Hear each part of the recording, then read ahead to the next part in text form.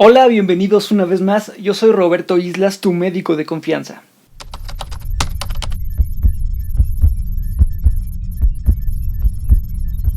Bueno, en este video de lo que vamos a hablar es de factores de riesgo cardiovascular, es decir, factores que nos predisponen a tener un infarto agudo al miocardio, un infarto al corazón, por poner un ejemplo. Pero ¿cuáles son estos factores de riesgo que nos hacen ser propensos a tener un infarto? Estos factores pueden ser la diabetes, la hipertensión, los triglicéridos y colesterol en la sangre muy elevados. Bueno, ya veremos que hay un colesterol bueno y un colesterol malo, pero esa es otra historia, no coman ansias. Y bueno, quiero mencionarles que esto que les voy a presentar son unas diapositivas que están basadas en mi tesis y en un proyecto de investigación que llevé a cabo en la Unidad de Medicina Familiar número 47 del IMSS en San Luis Potosí. Mi asesor de tesis fue el doctor Carlos Vicente Rodríguez Pérez, que es especialista en medicina familiar. Y bueno, ya había mencionado esto en algún video antes, pero este proyecto de investigación fue publicado en la Revista Mexicana de Medicina Familiar en diciembre de 2021.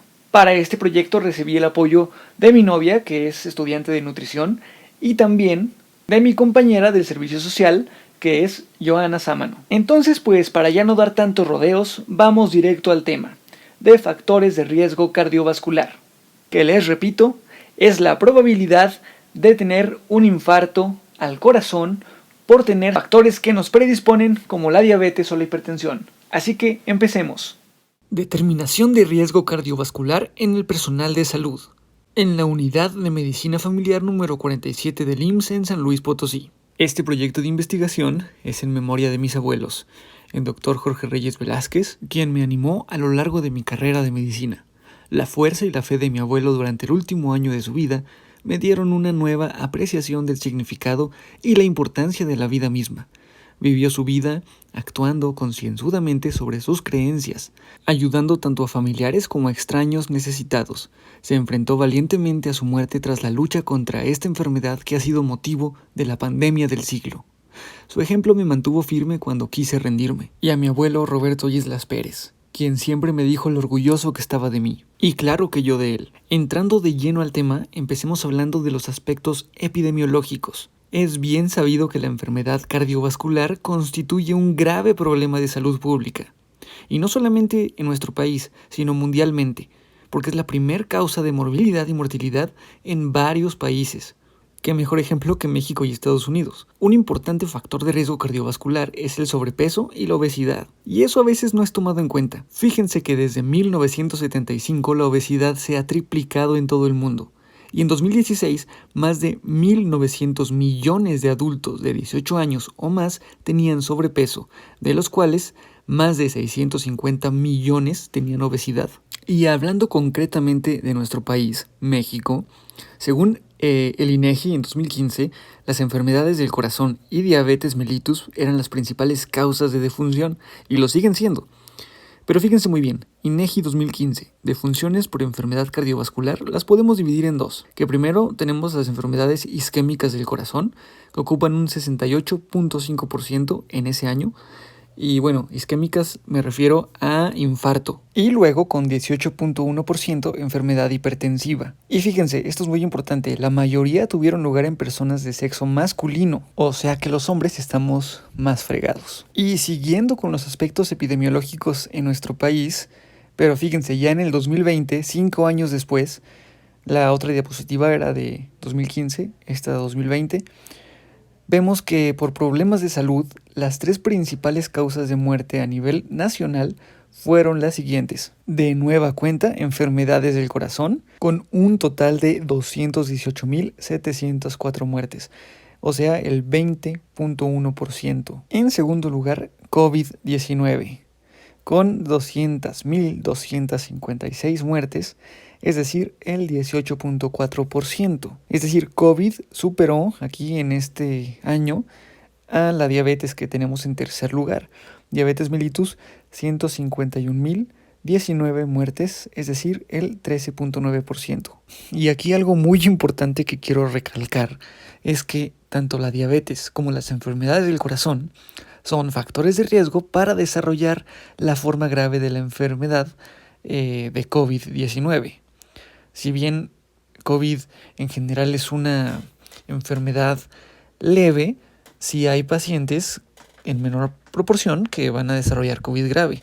Y estos pacientes que desarrollan COVID grave normalmente son personas que tienen alguna comorbilidad, como diabetes, hipertensión, antecedente de enfermedad isquémica cardíaca y muchas otras. Y bueno, acercándonos aquí a este recuadro, vemos principales causas de muerte por sexo. Vemos que en hombres la mayor causa de muerte fue por COVID y en mujeres por enfermedades del corazón. Y en mujeres todavía en segundo lugar está diabetes y en tercer lugar aparece COVID. Cuando en hombres primero es COVID, luego enfermedades del corazón y luego diabetes. En ambos casos el cuarto lugar lo ocupan los tumores malignos. Y ya en total, es decir, sumando hombres y mujeres, vemos que las enfermedades del corazón ocupan el primer lugar, como ya se había dicho, luego COVID y luego diabetes. Ese mismo año, 2020, del total de las muertes ocasionadas por enfermedades del corazón, que asciende a 218.704 casos, es decir, 62.663 casos más que en 2019, que el año anterior. Las isquémicas, es decir, que tienen reducción del flujo sanguíneo al corazón por bloqueo parcial o total de alguna de las arterias, representaron el 76.3%, seguidas por las hipertensivas con un 15.6%, y las relacionadas con la circulación pulmonar y otras enfermedades del corazón con un 7.8%. Una vez más, dentro de las enfermedades del corazón, las enfermedades isquémicas siguen ocupando el primer lugar. El segundo lugar siguen ocupándolo las hipertensivas. Finalmente, una nos va a llevar probablemente a la otra. Y del total de las muertes por enfermedades del corazón, 55.58% correspondieron a hombres y 44.41% a mujeres. Y bueno, el grupo de edad en el que se concentra el mayor número de fallecimientos es en el de 65 años y más. Es decir, que a mayor edad, mayor mortalidad. ¿Y por qué? Pues por estas enfermedades cardíacas, por diabetes y obviamente por COVID-19. Y bueno, ahora paso a hablar de los antecedentes. Y para esto quiero mencionar primero que nada a los estudios o al estudio de Framingham, el cual es un estudio de cohorte observacional basado en la población que fue iniciado por el Servicio de Salud Pública de los Estados Unidos en el año de 1948 para investigar prospectivamente tanto la epidemiología como los factores de riesgo de las enfermedades cardiovasculares. Y bueno, finalmente se ha convertido en un estudio longitudinal, o sea que está en curso todavía y va recopilando datos prospectivos sobre una amplia variedad de factores de riesgo, tanto biológicos como del estilo de vida y como los resultados de enfermedades cardiovasculares, neurológicas y de otro tipo, pero ya en 3 generaciones de participantes. Y bueno, Framingham es una ciudad ubicada en el condado de Middlesex, en el estado de Massachusetts. Pero bueno, ¿por qué estoy mencionando este estudio de Framingham, que ya lleva 3 generaciones? ¿Por qué es tan importante? Pues ahorita más adelante lo van a ver. Como es un estudio que está enfocado en las enfermedades del corazón, nos va a servir de referencia para nuestro proyecto de investigación.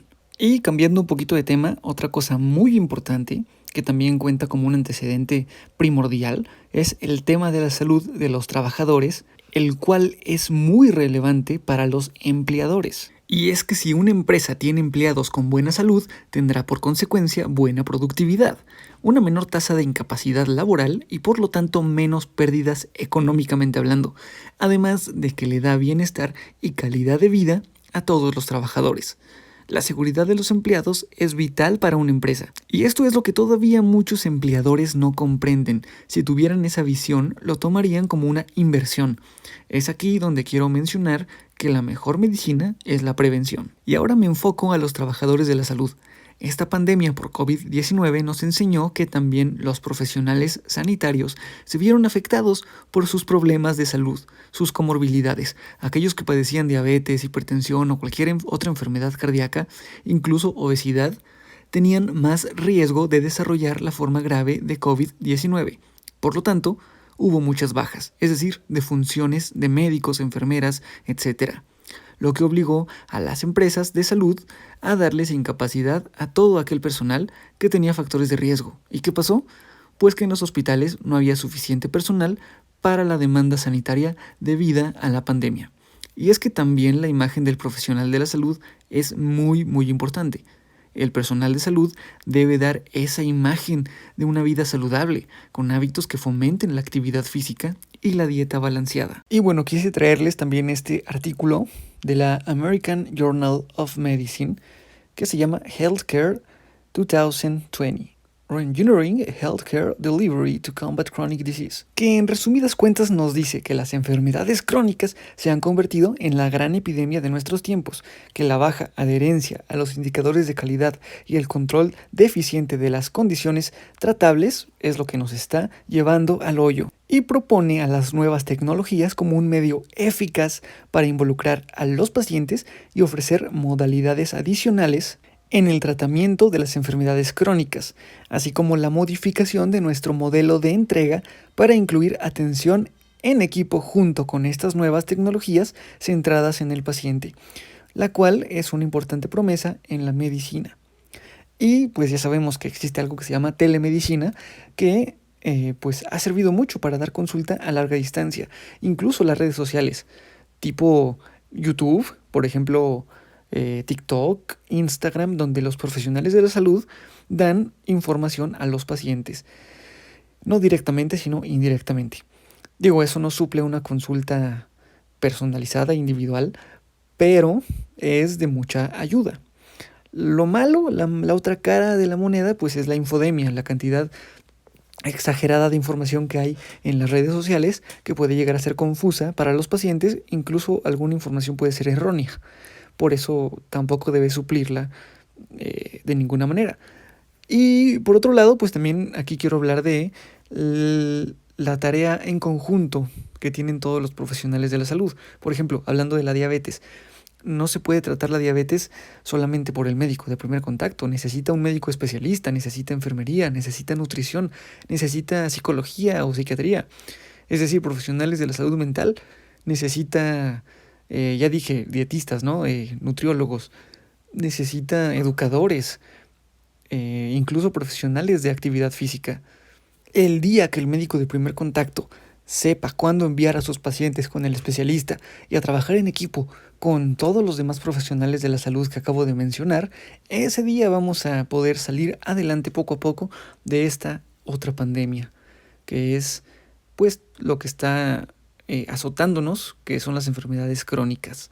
Y ya vino el COVID a demostrarnos que las enfermedades crónicas pues son muy importantes, un punto clave en la salud pública. Y bueno, cambiamos de diapositiva y ahora vamos otra vez a mencionar al estudio de Framingham. Les dije que iba a ser importante, y es que existen tablas de predicción de riesgo cardiovascular a 10 años basadas en los criterios de Framingham, desarrolladas por la Organización Mundial de la Salud, es decir, la OMS, y están diseñadas para la zona AMRB. ¿Qué es esto de zona AMRB? Pues es la subregión epidemiológica en la que se encuentra México y otros países de Latinoamérica. Y los puntos más importantes que evalúan estas tablas son los siguientes: sexo, edad, consumo de tabaco, presión máxima sistólica, que debe medirse en milímetros de mercurio, diabetes mellitus y colesterol total, en miligramos sobre decilitro. Y algunas veces también se pueden incluir otros puntos como son el colesterol HDL, que se conoce también como el colesterol bueno, y el tratamiento antihipertensivo. Pero hay algunas tablas que no incluyen estos dos últimos puntos. Incluso hay calculadoras de riesgo cardiovascular inspiradas en estas tablas, que están validadas por la OMS, de hecho diseñadas por la misma OMS y la OPS, para esta zona epidemiológica, subregión epidemiológica, que son las que utilizamos para nuestro estudio. Bueno, ¿y qué es lo que hacen estas tablas o estas calculadoras? Pues te dan un porcentaje, que es el porcentaje de riesgo que tienes a 10 años, si no te cuidas, de padecer o de desarrollar una enfermedad, isquémica cardíaca, es decir, un infarto agudo al miocardio. Es como que la calculadora te lanza un porcentaje y te dice, aguas, tienes un 40% de desarrollar un infarto a 10 años. Entonces, son muy buenas. Bueno, y aquí voy a hacer una pausa. Esta va a ser la última diapositiva de este video, este presente video que ya lleva 15 minutos. Voy a dividir esta plática probablemente en 2 videos o en 3 videos. Entonces este es el primero de ellos. Si hasta ahora les ha gustado, regálenme un like, suscríbanse a mi canal, síganme en mis otras redes sociales y por favor háganme saber en los comentarios si quieren ver las siguientes partes de este video, que es pues lo que hice de mi proyecto de investigación, de mi tesis y cuál fue todo el protocolo que realizamos para llevarlo a cabo en la unidad de medicina familiar número 47 en el personal de salud.